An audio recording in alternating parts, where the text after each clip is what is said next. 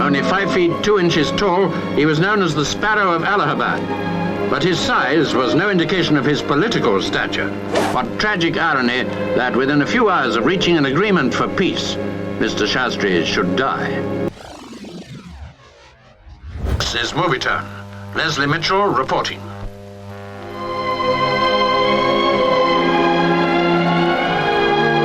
In London, flags fly at half-mast in mourning for India's Prime Minister, who died of a heart attack in Tashkent a few hours after signing the new agreement for peace with Pakistan.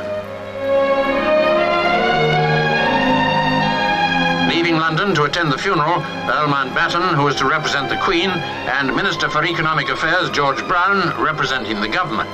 Before he was chosen by Mr. Nehru as his successor, Mr. Shastri had never been out of India except to visit Nepal, so this diminutive Indian was an unfamiliar figure to us in Britain. He became Prime Minister in 1964.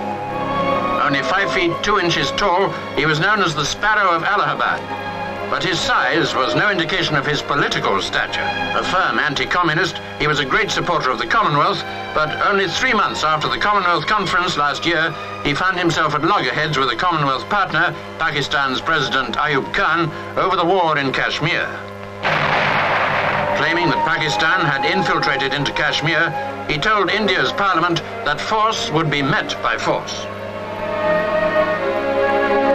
Intervention by Mr. Wilson and U Thant, Secretary General of the United Nations, was followed in September by India's acceptance of the Security Council's demand for a ceasefire. Mr. Shastri has died after less than 2 years in office, a premiership almost entirely dominated by the dispute with Pakistan. What tragic irony that within a few hours of reaching an agreement for peace, Mr. Shastri should die.